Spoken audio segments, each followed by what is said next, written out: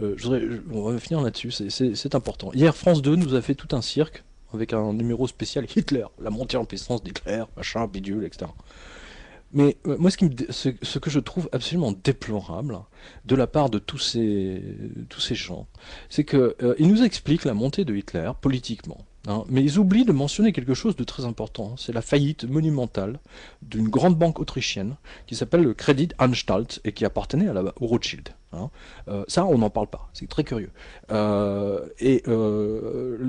faillite du Credit Anstalt, hein, a littéralement plongé les Autrichiens. D'abord, ils ont perdu leurs économies, hein, il faut peut-être pas l'oublier, et il faut pas s'étonner ensuite, hein, que les Autrichiens aient voté, hein, pour un mec qui lui dit il y en a ras-le-bol des Juifs, etc. Attention, c'est pas moi qui le dis, c'est l'histoire.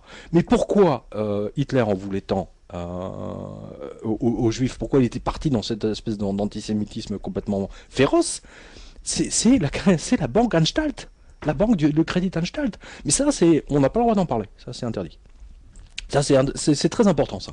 Hein, le ras-le-bol des gens a fait que, effectivement, les extrêmes, hein, les extrêmes sont montés. Hein, et on ne peut pas comprendre la montée en puissance de Hitler sans parler de la faillite de Credit Anstalt. C'est quand même énorme. Mais ça, on n'en parle pas. Ça, alors là, c'est très, très curieux, ça. C'est quand même énorme. C'est le truc qui a bouleversé l'Autriche. Hein. C'était des dizaines et des dizaines de milliers d'Autrichiens ont perdu leurs économies, quand même. Il ne faut pas l'oublier. Hein, voilà. Donc il faut quand même mettre les choses. Il faudrait quand même mettre les choses dans le. Comment dire, les présenter normalement. Voilà. Hein, parce qu'on parle que de politique, mais on oublie l'économie et les banques. Et ça serait intéressant de faire la même émission sur la montée en puissance de Hitler en Autriche, justement en la mettant en parallèle avec la faillite du Credit Anstalt.